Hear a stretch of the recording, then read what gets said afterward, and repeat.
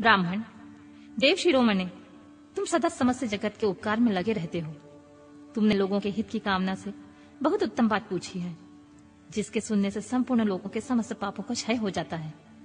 उस अनामय शिव तत्व का मैं तुमसे वर्णन करता हूँ।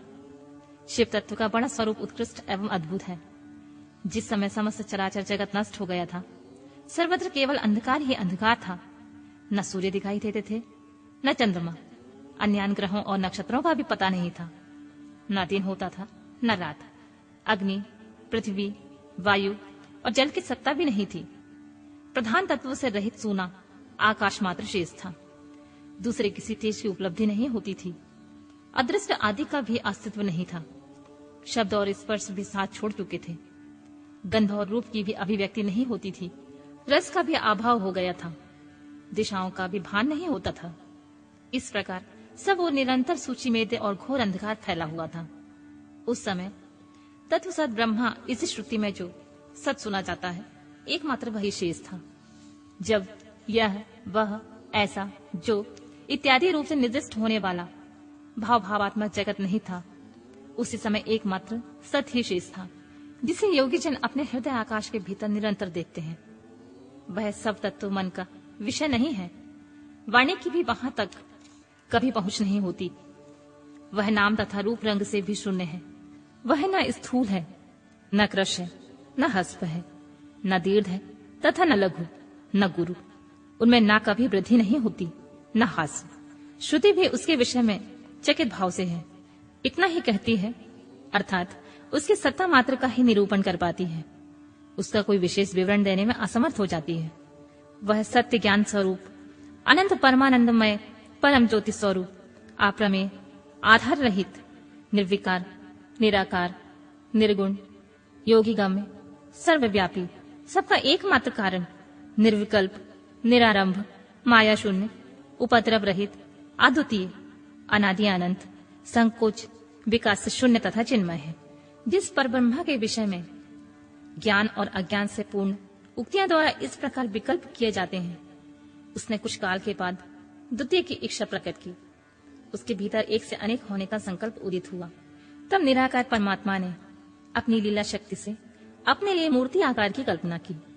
वह मूर्ति संपूर्ण ऐश्वर्य गुण से संपन्न, सर्वज्ञानीमय, शुभ स्वरूपा, सर्वव्यापिनी, सर्वरूपा, सर्वदर्शिनी, सर्वकारिणी, सबकी एकमात्र वंदनीया, सर्वज्ञा, सब कुछ देने वाली और संपूर्ण संस्कृतियों का केंद्र थी। उस शुद्ध रूपणी ईश्वर मूर्ति की कल्पना करके वह अद्वितीय, अनादि, अनंत, सर्व प्रकाशक, चिन्मय, सर्वव्यापी और अविनाशी परब्रह्मा अंतर्निहित हो गया। जो मूर्ति रहित परब्रह्मा है, उसी की मूर्ति भगवान सदाशिव है। अवाचनीय और प्राचीन विद्वान उन्हीं को ईश्वर कहते हैं। उस समय एकाकी रहकर स्वेच्छा अनुसार विहार करने वाले उन सदाशिव ने अपने विग्रह से ही स्वयं एक स्वयंभूता सृष्टि की रचना की, जो अपने श्रीअंग से कभी अलग होने वाली नहीं थी। उस पराशक्ति को प्रधान, प्रकृति, गुणवती, माया, बुद्धि तत्व की जननी तथा विकार रहित बताया गया है। वह शक्ति अंबिका कही गई है। उसी को प्रकृति सर्वेश्वरी, द्विदेव जननी, नित्या और मूल कारण भी कहते हैं। सदाशिव द्वारा प्रकट की गई उस शक्ति की 8 भुजाएं हैं। वह शुभ लक्षणा देवी के मुख की शोभा विचित्र है। वह अकेली ही अपने मुखमंडल में सदा एक सहस्त्र चंद्रमाओं की कांति धारण करती है। नाना प्रकार के आभूषण उनके श्री अंगों की शोभा बढ़ाते हैं। वह देवी नाना प्रकार की गतियों से संपन्न है। उसके खुले हुए नेत्र खिले हुए कमल के समान जान पड़ते हैं। वह अचिंतनीय तेज से जगमगाती हैं। वह सबकी योनि है और सदा उद्यमशील रहती हैं। एकाकिनी होने पर वह माया संयोग बस अनेक हो जाती हैं। वे जो सदाशिव हैं, वे परम पुरुष ईश्वर, शिव, शंभु और महेश्वर कहते हैं। वे अपने मस्तक पर आकाश गंगा को धारण करते हैं। उनके भाल देश में चंद्रमा शोभा पाते हैं। उनके 5 मुख हैं और प्रत्येक मुख में 3-3 नेत्र हैं। उनका चित्त सदा प्रसन्न रहता है। वे 10 भुजाओं से युक्त और त्रिशूलधारी हैं। उनके श्री अंगों की प्रभा कपूर के समान श्वेत गौर है। वे सारे शरीर में अंगों में भस्म रमाए रहते हैं। उन काल रूपी ब्रह्मा एक समय ही शक्ति के नाथ शिवलोक नामक क्षेत्र का निर्माण किया था। उस उत्तम क्षेत्र को काशी कहते हैं। वह परम निर्वाण या मोक्ष का स्थान है जो सबके ऊपर विराजमान है। वे प्रियतम रूप, शक्ति और शिव जो परमानंद स्वरूप है, उस मनोरम क्षेत्र में नित्य निवास करते हैं। काशी पूरी परमानंद स्वरूपनी है।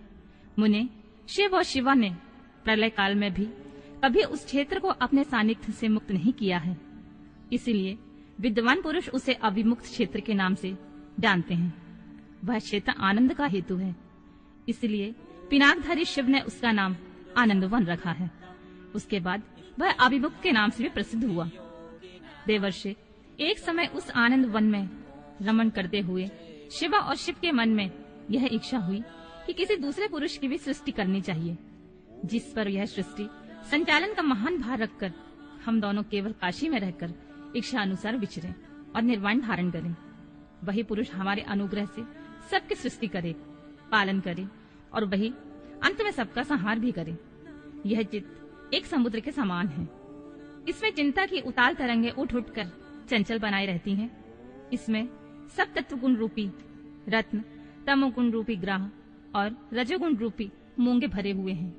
इस विशाल चित्र समुद्र को संकुचित करके हम दोनों उस पुरुष के प्रसाद से आनंद कानन काशी में सुखपूर्वक निवास करें। वह आनंद वन वह स्थान है जहाँ हमारी मनोवृत्ति सब ओर से निसिमट कर इसमें लगी हुई है तथा जिसके बाहर का जगत चिंता से आतुर प्रतीत होता है।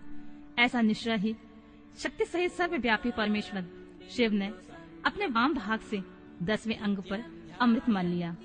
फिर तो वहां से एक पुरुष प्रकट हुआ जो तीनों लोकों में सबसे अधिक सुंदर था। वह शांत था, उसमें सब तत्व गुण की अधिकता थी तथा वह गंभीरता का अथाह सागर था। मुने, क्षमा गुण से युक्त उस पुरुष के लिए ढूंढने पर भी कहीं कोई उपमा नहीं मिलती थी। उसकी कांति इंद्रनील मणि के समान श्याम थी। उसके अंग अंग में दिव्य शोभा छिटक रही थी और नेत्र प्रफुल्ल कमल के समान शोभा पा रहे थे। श्री अंगों पर स्वर्ण की सी क्रांति वाले 2 सुंदर रेशमी पीताम्बर शोभा दे रहे थे। किसी से भी पराजित न होने वाला वह वीर पुरुष अपने प्रचंड भुज दंडों से सुशोभित हो रहा था। तदंतर उस पुरुष ने परमेश्वर शिव को प्रणाम करके कहा, स्वामिन, मेरा नाम निश्चय कीजिए, काम बताइए। उस पुरुष की यह बात सुनकर महेश्वर भगवान शंकर हंसते हुए मेघ के समान गंभीर वाणी में बोले, वत्स, व्यापक होने के कारण तुम्हारा नाम विष्णु नाम से विख्यात हुआ। इसके सिवा और भी बहुत से नाम होंगे जो भक्तों को सुख देने वाले होंगे। तुम सुस्थित उत्तम तप करो, क्योंकि वही समस्त कार्यों का साधन है। ऐसा कहकर भगवान शिव ने सहस्रार्ग से श्री विष्णु को वेदों का ज्ञान प्रदान किया। तदंतर अपनी महिमा से कभी च्युत न होने वाले श्री हरि भगवान शिव को प्रणाम करके भारी तपस्या करने लगे और शक्ति सहित परमेश्वर शिव भी पार्षद गणों के साथ वहां से आदर्श हो गए। भगवान विष्णु ने दुधीर काल तक बड़ी कठोर तपस्या की। तपस्या के परिश्रम से युक्त भगवान विष्णु के अंगों से नाना प्रकार की जल धाराएं निकलने लगीं। यह सब भगवान शिव की माया से ही संभव हुआ। महामुने, उस जल से सारा आकाश व्याप्त हो गया और ब्रह्म रूप जल अपने स्पर्श पात्र से सब पापों को नाश करने वाला सिद्ध हुआ। उस समय थके हुए परम पुरुष विष्णु ने स्वयं उस जल में शयन किया। वह दीर्घ काल तक बड़ी प्रसन्नता के साथ उसमें रहे। नार अर्थात जल में शयन करने के कारण ही उनका नारायण यह श्रुति सम्मत नाम प्रसिद्ध हुआ। उस समय उन परम पुरुष नारायण के सिवा कोई दूसरी प्राकृत वस्तु नहीं थी। उसके बाद ही उन परमात्मा महात्मा नारायण देव ने यथासंभव सभी तत्व प्रकट हुए। महामते, विद्वान, मैं उन तत्वों की उत्पत्ति का प्रकार बता रहा हूँ। सुनो। प्रकृति से महत्व प्रकट हुआ, महत्व से 3 गुण। इन गुणों के भेद से ही त्रिविध अहंकार की उत्पत्ति हुई। अहंकार से 5 तन्मात्राएं हुई और उन तन्मात्राओं से 5 भूत प्रकट हुए। उसी समय ज्ञानेन्द्रियों और कर्मेंद्रियों का भी प्रादुर्भाव हुआ। मुनिश्रेष्ठ, इस प्रकार मैंने तुम्हें तत्वों की संख्या बताई है। इनमें से पुरुषों को छोड़कर शेष सारे तत्व प्रकृति से प्रकट हुए हैं। इसीलिए सब के सब जड़ हैं। तत्वों की संख्या 24 है। उस समय एकाकार हुए 24 तत्वों को ग्रहण करके वे परम पुरुष नारायण भगवान शिव की इच्छा से ब्रह्मरूप जल में सो गए।